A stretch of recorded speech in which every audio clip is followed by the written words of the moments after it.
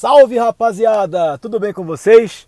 Aqui quem fala é Rafael Spier. Estamos na área para resolver mais uma questão da OCP, ajudando você a se preparar para o concurso da Polícia Militar do Distrito Federal. Mas é claro, aqueles que vão fazer outros concursos, cuja banca organizadora será a OCP, sintam-se à vontade, me acompanhem na resolução, vai ser bem bacana.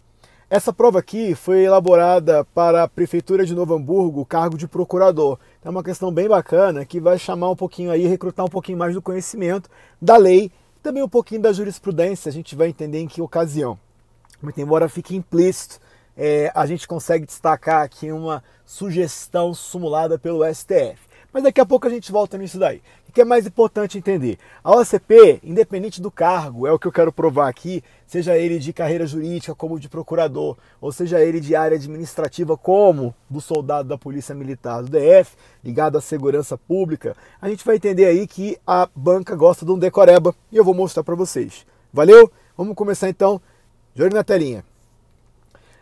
De acordo com a Lei 9784, assinale a alternativa incorreta. Primeiro, os preceitos dessa lei também se aplicam aos órgãos dos poderes legislativo e judiciário da União, quando no desempenho da função administrativa. Questão certa. Gente, lembrando, tá, que ele quer que você marque a questão errada, tá? Muito cuidado, eu venho advertindo o pessoal no geral para ler com calma, porque às vezes você marca a questão como sendo certa, passa para a próxima alternativa, só que ele queria justamente errada. Por favor, não caia numa cilada dessa. Bom, aqui o legislador ele assentou no artigo 1º da lei, em seu parágrafo 1º, que ela deve ser aplicada ao executivo, legislativo e judiciário. E aí você tem que lembrar que o legislativo e o judiciário eles vão submeter a essa lei quando no desempenho de função administrativa, que é uma função típica? Não, é uma função atípica. Perfeito? Muita atenção por outro detalhe importante, de fato, a Lei 9784 dita que ela foi elaborada para se aplicar ao âmbito federal. Deixa eu mostrar para vocês aqui no próximo slide com a redação da própria lei. Me acompanha aqui na leitura. Esta lei, que é a 9784, estabelece normas básicas sobre o processo administrativo, repara aqui, ó, no âmbito da administração federal, direta e indireta. E também vai compreender o legislativo e o judiciário da União. Ué, Rafael, então por que nos concursos do DF está caindo essa lei, se ela é de cunho obrigatório para a administração federal? Jovem gafanhoto, é muito simples. Primeiro, porque tem uma lei do DF, a Lei 2834, que determina que a Lei 9784 vai se aplicar ao Distrito Federal, isso desde 2001. Então, primeiro, a Lei Distrital, Lei Distrital 2834 de 2001. Tá? Ela dita que vai se aplicar a 9784 e ponto, acabou. Só que o STJ, ele enfatiza isso também, na súmula 633. Então, olha só que interessante, nessa súmula, vou botar aqui direitinho, STJ súmula 633. Nessa súmula, o STJ, escuta as palavras, ele dita que os estados, municípios e DF, quando não tiver uma lei equivalente a 9784 e suas normas, a gente vai aplicar subsidiariamente a Lei 9784 no âmbito regional, local ou distrital, traduzindo em âmbito do estado, do município, do DF. Então, por exemplo, ainda que não tivesse aqui no Distrito Federal uma lei distrital que ditasse, olha, será aplicada a 9784 aqui no Distrito Federal. Cara, de acordo com o STJ, se não tivesse uma lei, aplicar-se-ia subsidiariamente a 9784 e ponto. Perfeito? Então por isso é cobrado esse tipo de tema, né? Ou melhor dizendo, é por isso que é cobrada essa matéria em concurso do Distrito Federal. E não raramente também em estados e municípios. Ok? Então a alternativa A, ela está correta, não pode ser a resposta. Passemos para a próxima. Alternativa B, ele quer incorreta, vale enfatizar. Inexistindo competência legal específica, o processo administrativo deve ser iniciado perante a autoridade de maior grau hierárquico para decidir. Gente, isso aqui é errado. Encontramos inclusive o gabarito. É errado porque, professor, pelo amor de Deus, olha aqui, ó. Não é autoridade de maior grau hierárquico, mas ao contrário, a autoridade de menor grau hierárquico, na forma do artigo 17 da lei que estamos estudando. Deixa eu explicar para você o porquê que é assim. O que acontece? Quando você tem uma decisão, contra a decisão cabe recurso. E esse recurso ele é dirigido à mesma autoridade que proferiu a decisão. Então vou colocar aqui, ó, a autoridade A. Então a mesma autoridade A que decidiu, é contra ela, contra a decisão dela especificamente, que você vai recorrer. E o recurso não é encaminhado ao chefe da autoridade A, é encaminhado à autoridade A. Por quê?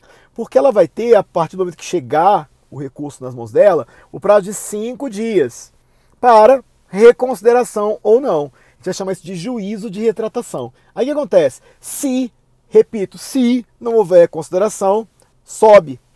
A gente vai ter o processo sendo despachado para o superior hierárquico de A. Então a gente vai colocar aqui, ó, chefe de A. E aí me ajuda. Presta atenção nisso aqui, ó. Se eu interponho o recurso junto à autoridade de maior grau hierárquico, como alude o examinador, se eu quiser recorrer, vou recorrer contra quem? Ou melhor, eu vou recorrer da decisão a quem? Se eu não tenho mais ninguém acima daquele que decidiu. Pegou?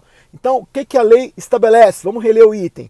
Inexistindo competência legal específica, o processo administrativo deverá ser iniciado perante a autoridade de menor grau hierárquico, porque daí cabem os recursos. Primeira instância, segunda instância e já grave que caberá até terceira instância. Se começasse logo da autoridade de maior nível hierárquico, não teria como você hierarquizar, você ter essa pluralidade de instâncias na vertical. Perfeito? E aí já gravo, ó, a doutrina diz que recursos como esses são recursos administrativos e hierárquicos próprios.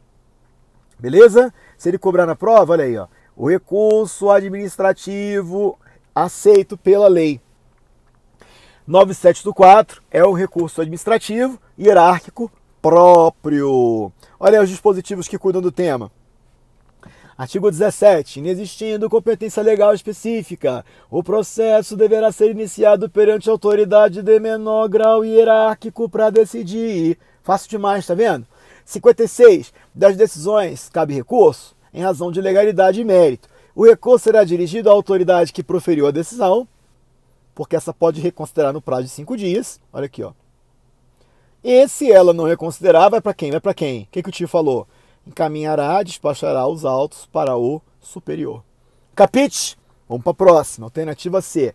As decisões adotadas por delegação devem mencionar explicitamente essa qualidade e considerar-se-ão editadas pelo delegado. Certa resposta. Aqui você tem o artigo 14 da lei em estudo, especificamente parágrafo 3º. Simples assim, ó. Se eu delego minha competência, por exemplo, eu sou A, se eu delego minha competência a alfa ou se eu delego minha competência a beta. Repare, alfa de mesmo nível hierárquico que eu, beta subordinado. Sem problema, é perfeitamente possível a delegação junto a órgão ou autoridade subordinado ou não. Nesse caso, repara, a delegação transfere a responsabilidade do ato a ser praticado à autoridade delegada. Então fica, a lei enfatiza que as decisões adotadas por delegação devem mencionar explicitamente essa qualidade e deverão ser enquadradas como se editadas fossem pelo delegado. Então, o delegado aqui é o beta. Ou o delegado aqui pode ser alfa. Se houve delegação, o ato praticado será a responsabilidade de alfa ou de beta. Sacou? Cuidado com isso daí, viu? Questão boa de cair na prova. E aqui tem a súmula 510 do STF, que cuida do mandado de segurança em eventual caso de decisão que viole direito líquido e certo. Tá? Vamos ver se você entendeu primeiro aqui, ó. A delegação ao delegado, transfere ao delegado a responsabilidade pelos atos que pratica na condição de delegado. Por isso a lei dita, ó, tem que dizer que você está praticando o ato na condição de delegado. E aí olha a consequência. Primeiro vamos aqui na súmula 510, ó. Praticado o ato por autoridade, aqui, ó, praticado o ato por autoridade no exercício de competência delegada. Contra quem é atravessado o mandado de segurança em defesa do direito líquido e certo, ou mandado uma medida judicial qualquer que seja pertinente? Será atravessada a peça judicial contra a autoridade delegada. Vamos ler todo? Praticado o ato por autoridade no exercício de competência delegada contra ela, isto é, contra essa autoridade no exercício da competência delegada, caberá o mandado de segurança ou a medida judicial. Isso respalda o que acabamos de ler? Respalda. Olha aqui, ó. Olha aqui, ó. Artigo 14, parágrafo 3º. As decisões adotadas por delegação devem mencionar explicitamente essa qualidade. Por quê? Porque a pessoa que pratica o ato vai responder pela sua edição.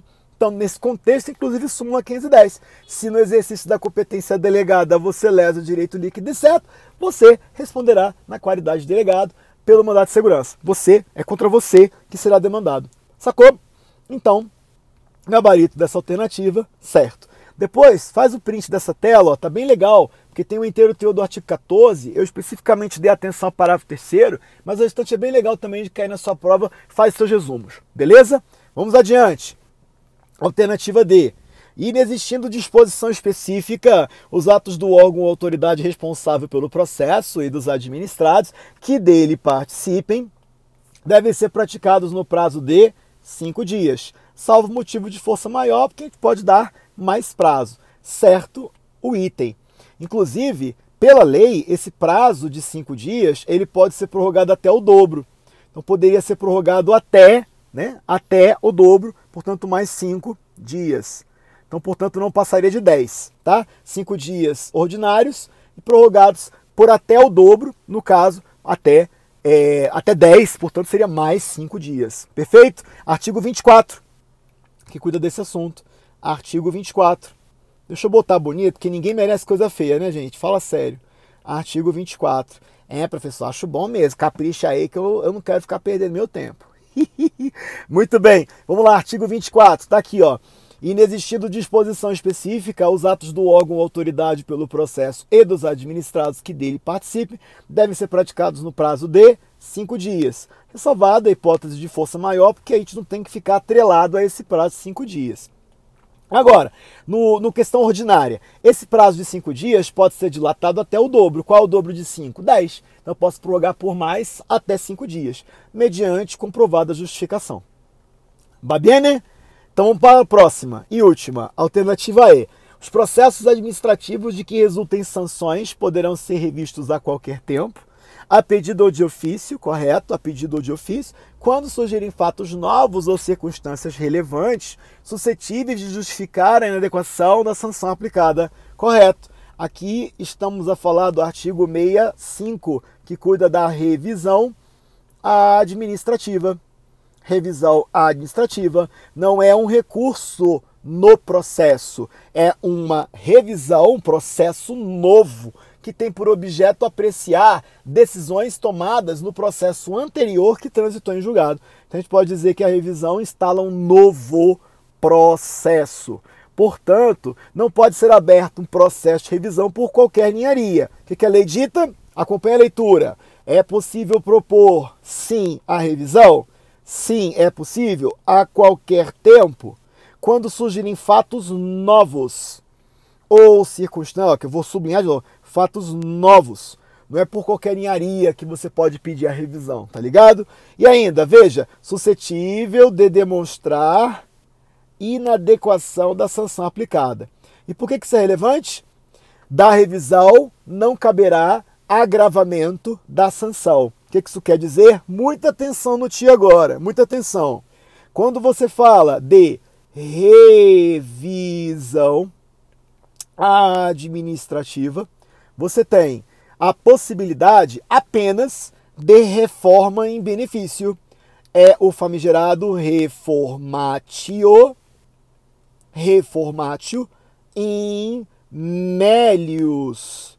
Ok? Então, a revisão só serve para melhorar a decisão que foi tomada em seu desfavor. Agora, cuidado! O recurso administrativo pode ser para reformatio in melius? Pode, mas também pode ser reformatio in pedius. Olha aí, cuidado, ó. A revisão administrativa é só em benefício. Já recurso administrativo, aquele que você interpõe e vai subir para as chefias, ele pode ser também reformate impégios, quer dizer, reformar para pior. Aqui você tem a possibilidade de agravamento. Daí o nome, impégios. É o famoso não há nada que é ruim que não possa ficar pior. Beleza, rapaziada? Aí, deixa eu te falar, se vocês tiverem interesse de eu explicar mais a fundo essa matéria tão bacana de processo administrativo, reformate impégios, reformate imélios, aí deixa os comentários daí. Me segue lá no Instagram também, coloca lá nos comentários no Instagram, dá uma curtida na minha página do Instagram, deixa os comentáriozinhos lá, me manda um áudio, pronto, me manda um áudio, né, lá no Instagram, porque daí você vai estar provocando o professor aqui que vai perceber, ó, bacana, o povo tá ficando interessado, e aí eu, publico o vídeo para vocês com mais questões, de repente uma questão com aula, em que eu coloco aí na imagem, a minha imagem, lecionando para você e usando do tablet como um quadro, tá bom? Então se você tiver interesse, como eu falei, deixa aí nos comentários do YouTube, me segue lá no Instagram e me manda um áudio, vai ser bem legal. Valeu, espero que tenham gostado, vejo vocês, até a próxima, valeu!